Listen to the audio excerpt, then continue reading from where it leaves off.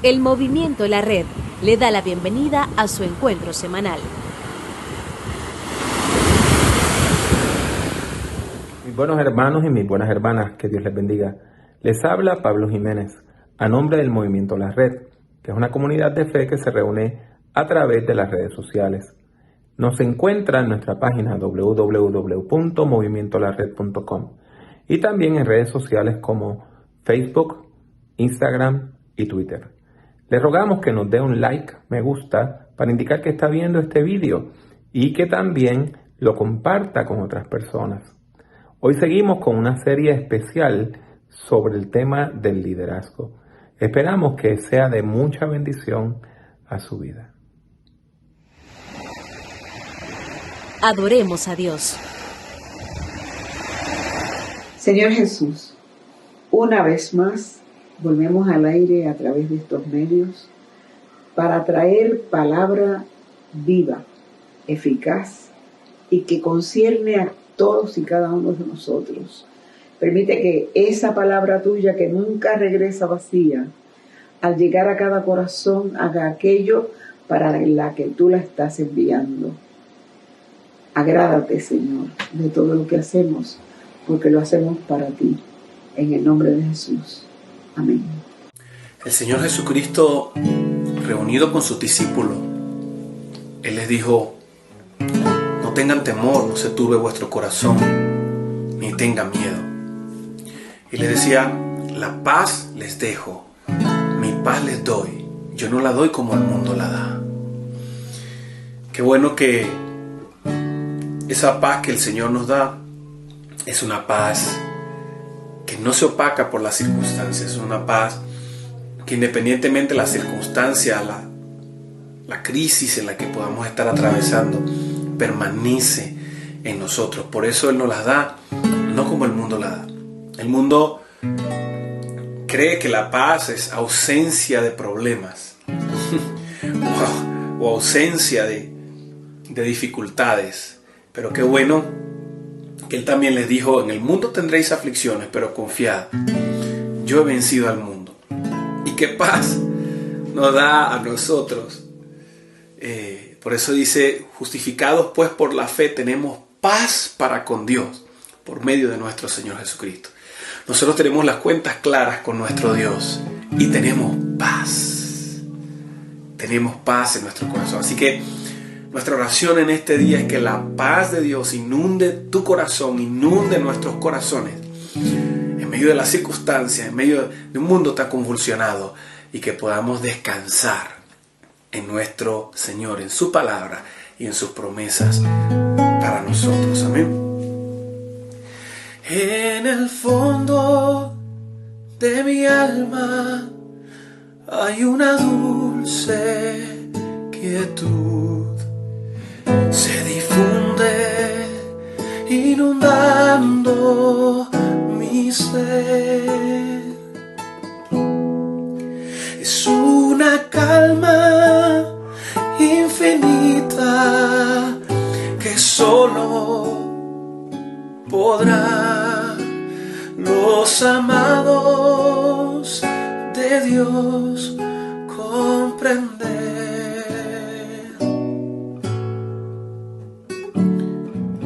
Paz, paz, cuán dulce paz es aquella que el Padre me da.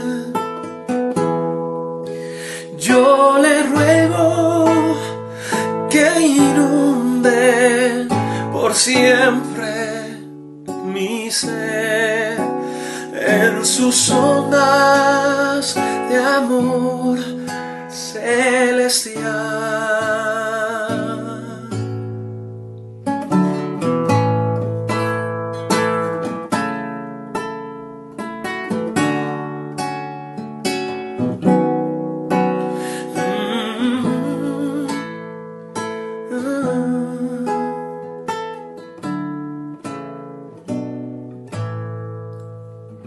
Qué tesoro yo tengo en la paz que me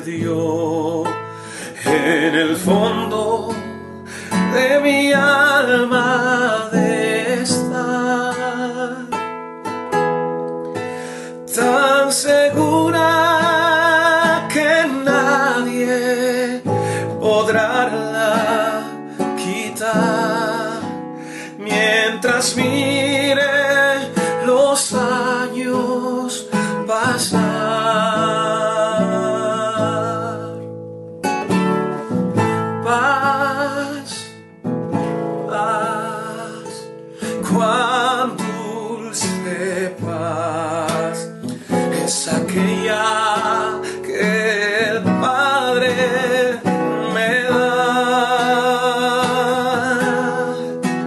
Yo le ruego que inunde por siempre mi ser en sus ondas de amor celestial.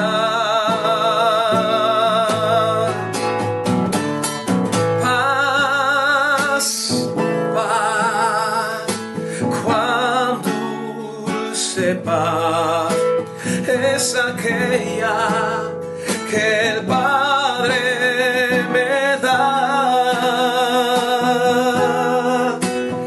Yo le ruego que inunde por siempre mi ser en sus ondas de amor celestial,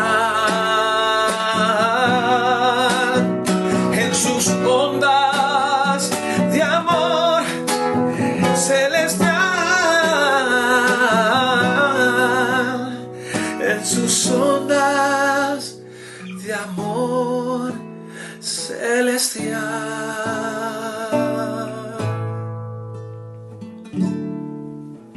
Paz, paz, cuán dulce paz es aquella que el Padre me da.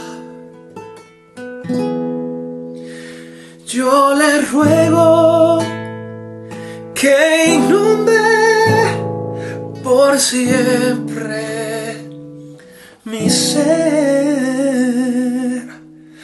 en sus ondas de amor celestial.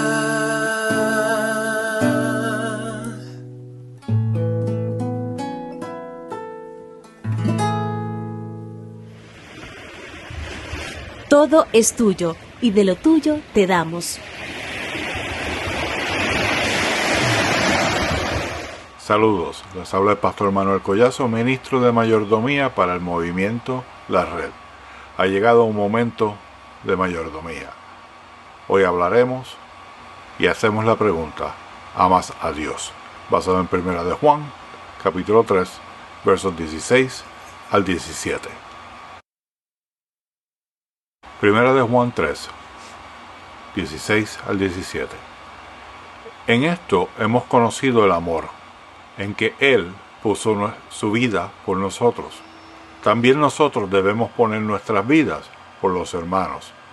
Pero el que tiene bienes de este mundo y ve a su hermano tener necesidad y cierra contra él su corazón, ¿cómo mora el amor de Dios en él? Palabra de Dios para el pueblo de Dios. Las realidades de la vida. Me encanta la Biblia porque nos enfrenta con las realidades de la vida. En el versículo 16 de 1 de Juan 3, le recuerda a las iglesias que deben estar dispuestos a dar su vida por los demás.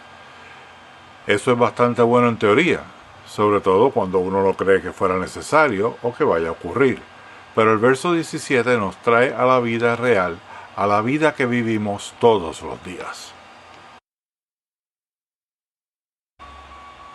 Juan nos recuerda que si el amor de Dios está en nuestros corazones y si tenemos los medios para cambiar la situación de un hermano, entonces tenemos que hacerlo.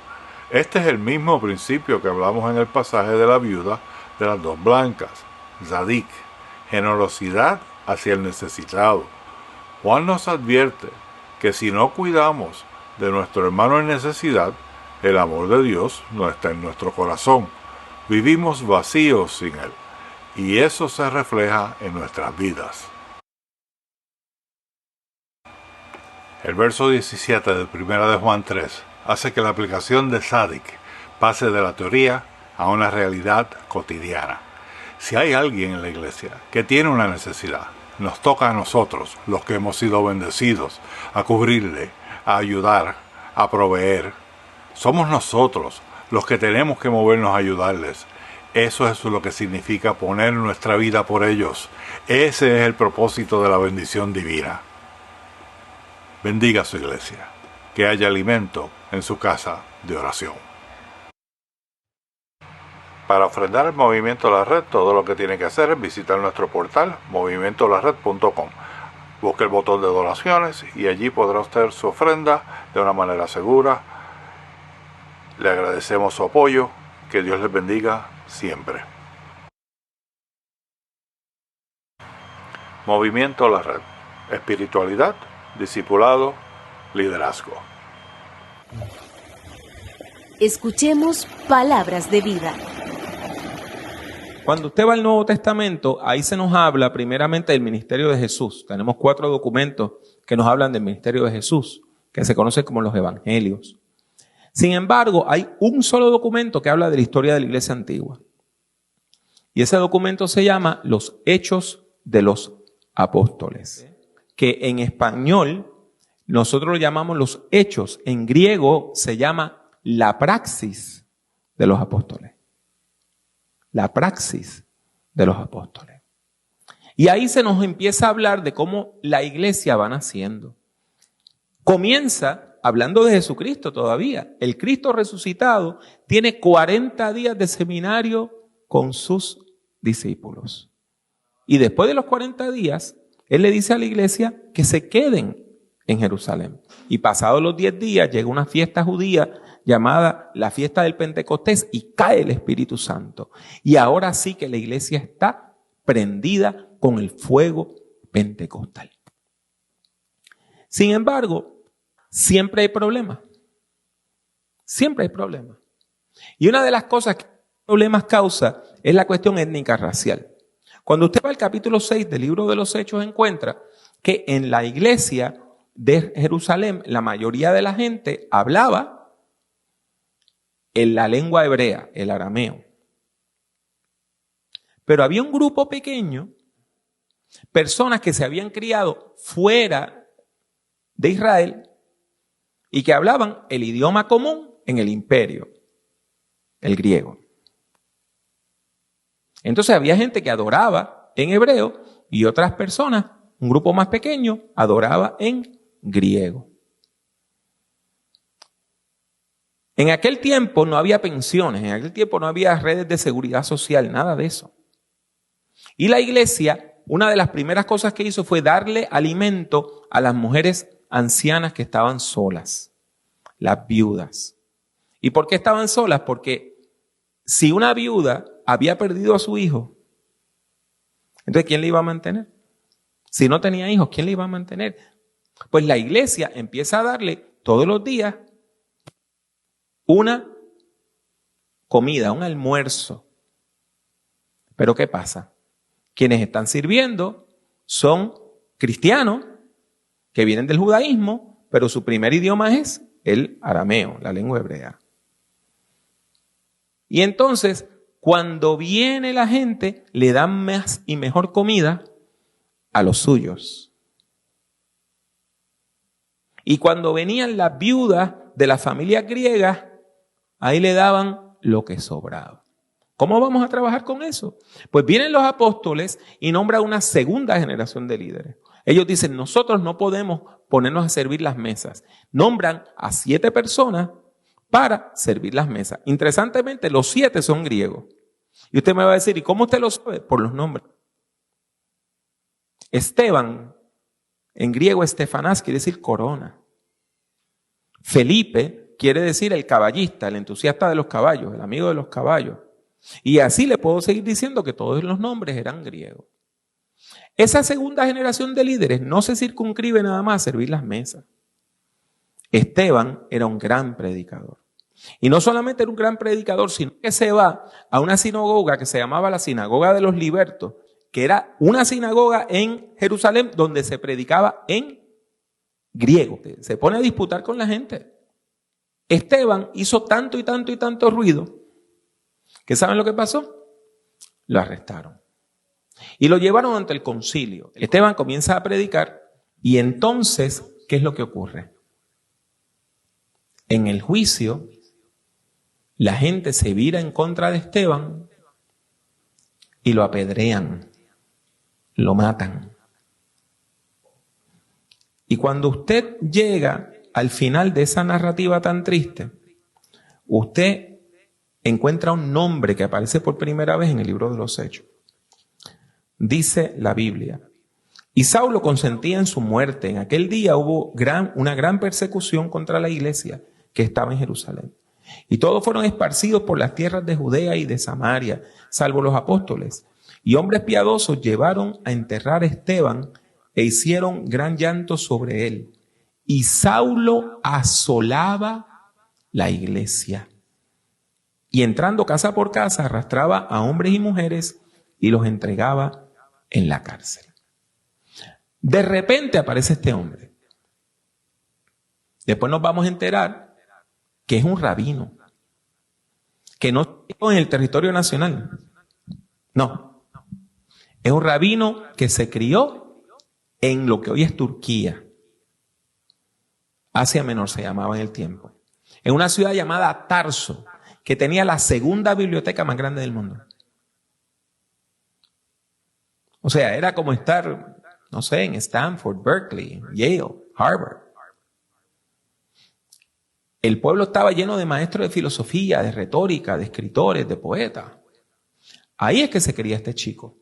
Pero pronto en su juventud sale de ese lugar y va a Jerusalén y estudia con uno de los grandes rabinos de la época, Gamaliel. Y era un hombre celoso. Era un hombre celoso, lo consumía el celo que sentía por Dios. Y convencido de que la iglesia era una herejía, comienza a perseguir la iglesia. Es el responsable del asesinato de Esteban. Es el que orquesta el asesinato de Esteban. El que le dice a la gente: ahí están las piedras y denme la capa para que lo maten. Entra a las casas, aterroriza a la iglesia. Y la gente empieza a escapar y empieza a escapar. La tercera ciudad más grande del imperio estaba al norte, en Siria, Antioquía. Antioquía de Siria. Y él se da cuenta que la gente está escapando para Antioquía. Y va a la legislatura, o sea que era amigo de los políticos, amigo de gente poderosa. Y les dice: denme la autorización para ir a arrestar a los nuestros que se fueron para allá. Y ellos le dan cartas para que las presente a las autoridades en Siria para decir: este señor viene a nombre nuestro a arrestar a los ciudadanos de Judea que estén acá. Pero él no contaba con algo. Y es que cuando él va entrando a la ciudad de Damasco, él tiene una experiencia espiritual. Ve como si fuera el cielo alumbrado, queda ciego, cae al suelo y escucha una voz del cielo que le dice: Saulo, Saulo, ¿por qué me persigues? Queda ciego, se va a un lugar y el Cristo resucitado se le aparece a otro hombre, le dice a Ananías: Ananías, ve y ora por alguien. Y Ananías de primera intención dice: bueno, Señor, claro, vamos a orar.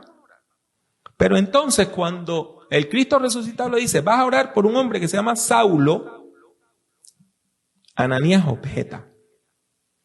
Y dice: Señor, he oído de muchos acerca de este hombre, de cuántos males ha hecho a tus santos en Jerusalén. Y aún aquí tiene autoridad de los principales sacerdotes para prender a todos los que invocan tu nombre. ¿Tú quieres que yo vaya a orar por ese señor? ¿Tú quieres que yo vaya a orar por el que nos está matando? por el que nos está metiendo preso. Eso es lo que tú quieres, Señor. Pero entonces el Señor le dijo, ve, porque instrumento escogido me es este para llevar mi nombre en presencia de los gentiles y de reyes y de los hijos de Israel, porque yo le mostraré cuánto le es necesario padecer, sufrir por mi nombre. No es gratis. El perdón no es gratis. Yo le voy a enseñar lo que va a tener que sufrir por mí.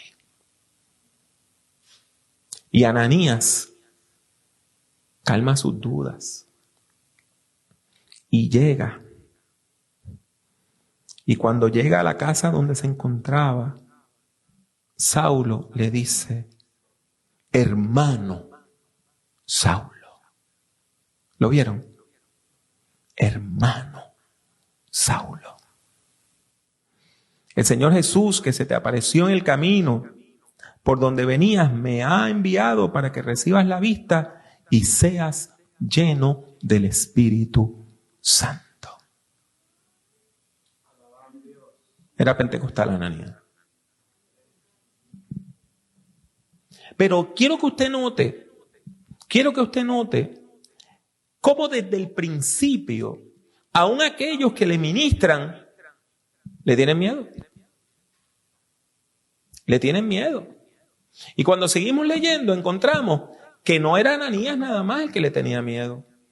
Escuche lo que sigue diciendo el libro de los Hechos, a partir del 9:20.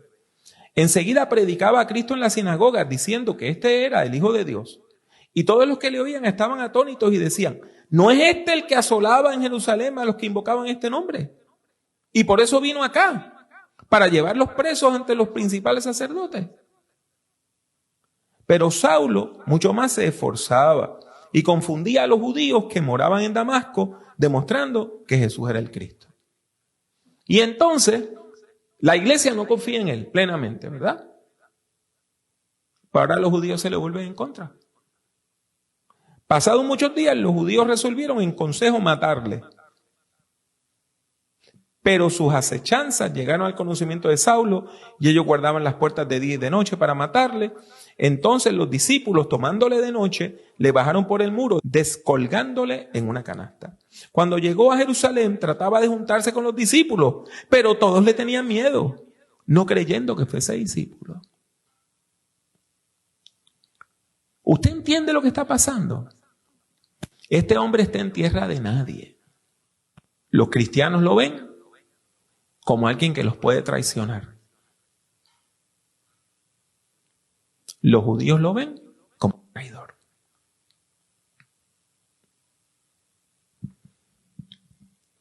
¿Alguna vez usted se ha puesto a pensar qué pasaba por la mente del apóstol? ¿Cómo fue que él pudo lidiar con todo esto? Yo le voy a proponer algo. Cuando nosotros vamos a la Biblia, encontramos que Pablo sí creyó en el perdón, pero que vivió en conflicto. ¿Por qué le digo eso? Bueno, permítame leerle un par de textos bíblicos de las epístolas paulinas. En Gálatas él deja claro que a él no lo evangelizó nadie, a él se le presentó Cristo mismo. Y entonces, escuche lo que él dice. Y no era conocido de vista en las iglesias de Judea, él está hablando del mismo, que eran de Cristo. Solamente oían decir, aquel que en otro tiempo nos perseguía, ahora predica la fe que en otro tiempo asolaba. Y glorificaban a Dios en mí. O sea, que él tiene bien claro en su mente, bien claro en su mente él tiene, que la iglesia le tenía miedo. Y al último de todos, como si fuera un aborto. Yo nunca he conocido a nadie que se compare a sí mismo con un aborto. O sea, como que no nació, como que no fue legítimo.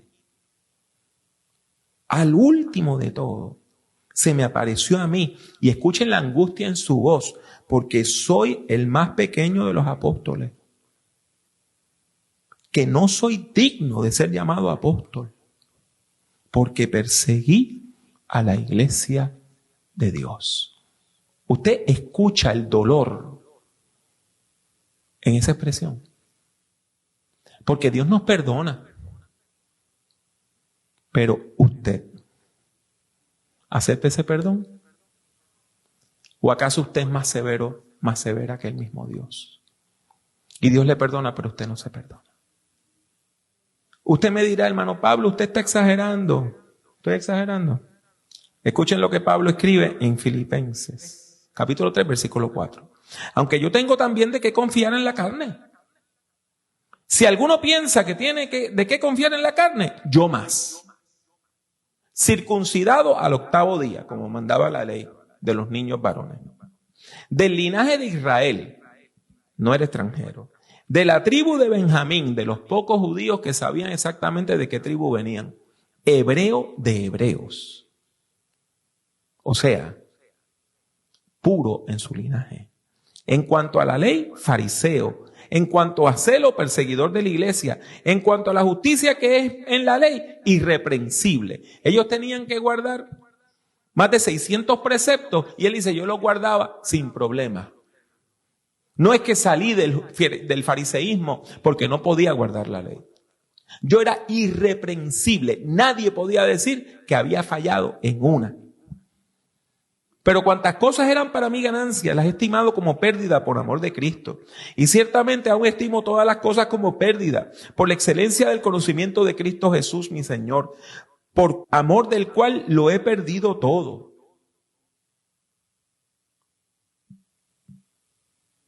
¿Eso no es doloroso? Lo he perdido todo.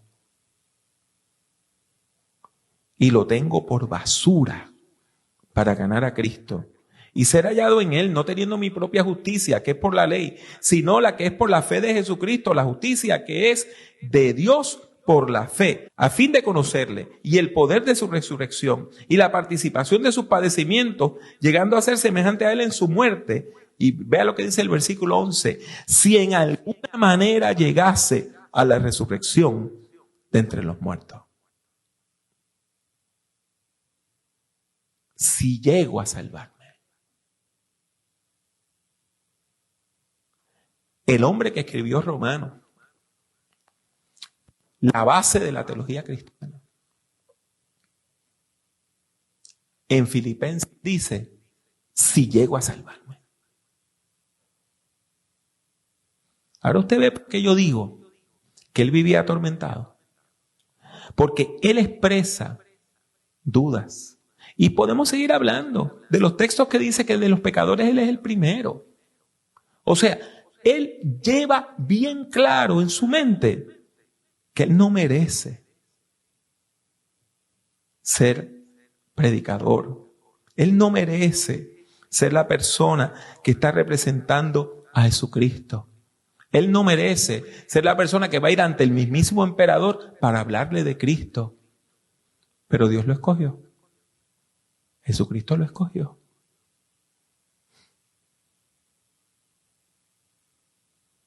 Él tenía dudas, aunque estaba perdonado. Usted tiene dudas, aunque está perdonada. Usted tiene dudas, aunque está perdonado. Hay un cantante y actor panameño que se llama Rubén Blades. Y en América Latina, pues, pronuncian el apellido en español, Rubén Blades. Y él escribió una canción, de las primeras canciones que escribió cuando empezó a grabar solo, que dice, se llama Las Cuentas del Alma. Y él cuenta cómo su mamá y su papá se divorciaron y ninguno de los dos fue feliz. Y cómo su mamá le decía, no apague el televisor, mijo, porque ella no podía dormir por la noche y necesitaba el ruido de la televisión para distraerse y poder quedarse dormida. Y ahí él dice, es que ellos piensan que las cuentas del alma no se acaban nunca de pagar. Hay gente que vive así, pagando toda la vida cuentas del alma, atormentados por el pasado. incapaces de recibir el perdón. Yo les propongo que Pablo era uno de esos hombres. Y se lo propongo porque hay un momento donde Pablo, volviendo al libro de los Hechos, dice que él va a ir a Jerusalén. Y todas sus amistades le dicen, te van a matar. Pero él dice, no, yo voy para Jerusalén. Yo voy para Jerusalén. Él va por barco y llega al puerto de Mileto. Y los ancianos de la iglesia de Éfeso, que quedaba relativamente cerca, caminan hasta Mileto para decirle, pastor, lo van a matar, quédese aquí, siga predicando. Pero él lo tiene claro en su mente. Él va para Jerusalén. Él lo veía claro. Él iba para Jerusalén, lo iban a arrestar, él iba a apelar al César y le iba a predicar al César, que era Nerón. O Nerón se convertía o lo mandaba a matar. Cuando los hermanos lo presionan, versículo 25, 20-25 dice, y ahora aquí, yo sé que ninguno de todos vosotros, entre quienes he pasado predicando el reino de Dios, verá más mi rostro. ¿Lo escucharon? Él está diciendo, sí, hermanos, me van a matar. Y yo sé que ninguno de ustedes me va a volver a ver. Pero tengo una misión. Como leí en Filipenses, él quería ser igual a Cristo en sus sufrimientos y en su muerte. Pero él sigue. Y aquí hay un texto que yo quiero que usted busque en su Biblia, el capítulo 21. Porque la gran pregunta es, ¿cuáles son los límites del perdón? Evidentemente, Pablo pensaba que el perdón tiene límites, porque no se perdonaba. Y aunque sí decía, el Señor me perdonó, seguía dejando estas pistas de dolor. El texto, en el capítulo 21, quiero que usted se centre en el versículo 7. ¿Lo ves? 21:7. Y nosotros completamos la navegación. Desde el capítulo 16, hay varios capítulos donde el autor de Hechos, que se cree que fue Lucas, en vez de decir ellos, dice nosotros. O sea, que él estaba con el grupo. Y nosotros completamos la navegación saliendo de Tiro y arribando a Torimaida. O sea, están en lo que hoy es el Líbano. Y habiendo saludado a los hermanos, nos quedamos con ellos un día. Decidieron quedarse allí una noche, ¿verdad? De un día para otro. Al otro día, saliendo Pablo y los que con él estaban, fuimos a Cesarea. Y entrando en casa de Felipe el evangelista, que era uno de los 7, posamos con él. Hermano Pablo, ¿qué tiene eso de raro? Léalo de nuevo. ¿Quién hospeda a Pablo en Cesarea? Felipe. ¿Y qué nos recalca el libro de los Hechos? Que era uno de los 7. ¿Qué 7? Los 7 diáconos. Si no lo ve todavía, Felipe era uno de los 7 al que pertenecía Esteban. El hombre que fue asesinado brutalmente con la aprobación de Saulo. Y ahora, cuando él llega a la ciudad de Cesarea,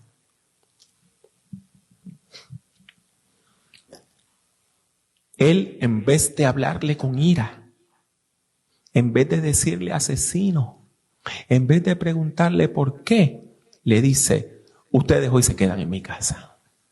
Felipe sabía que Saulo había sido transformado por el Espíritu Santo.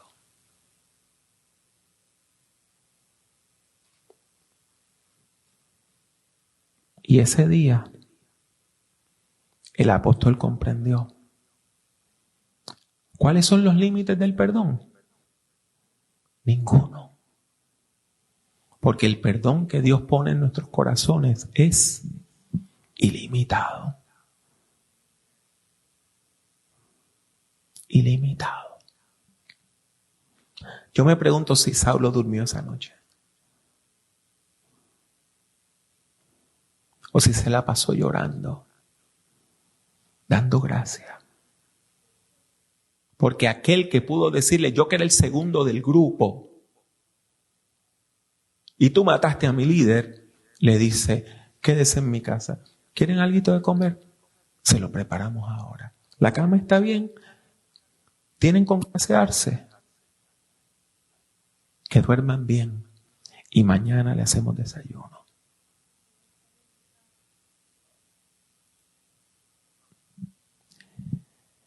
Cuando Dios pone perdón en nuestros corazones, quedan canceladas, pagadas las cuentas del alma. Y usted no tiene que seguir penando. Y usted no tiene que seguir sufriendo. Y usted no tiene que seguir pasando la noche en vela, sintiéndose culpable. Si Dios ya le perdonó, ¿por qué usted no lo acepta?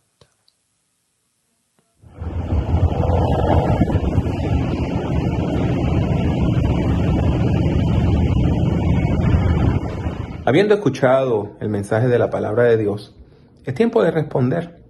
¿Qué les parece si nos unimos en oración? Buen Dios y Padre Celestial, te alabamos y te bendecimos en esta hora y te damos múltiples gracias por tus muchas bendiciones. Y te pedimos, Padre, en el nombre poderoso de Jesucristo, una bendición sobre cada una de las personas que está viendo, escuchando esta palabra, que podamos aceptar tu perdón, perdonar y ser perdonados. En el nombre de Jesús. Amén.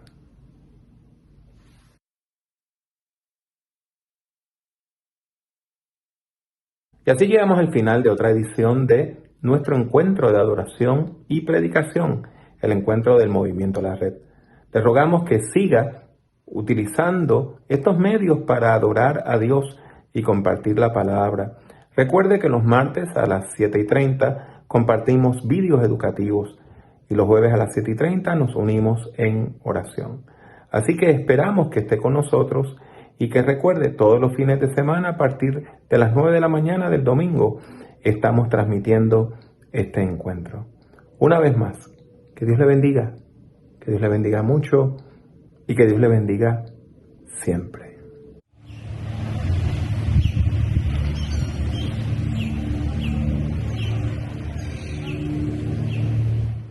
La paz sea con ustedes, queridos hermanos, y que Dios, el Padre, y el Señor Jesucristo les den amor junto con fidelidad.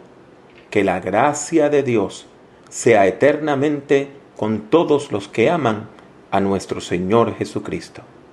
Únase al Movimiento La Red visitando nuestra página web www.movimientolared.com.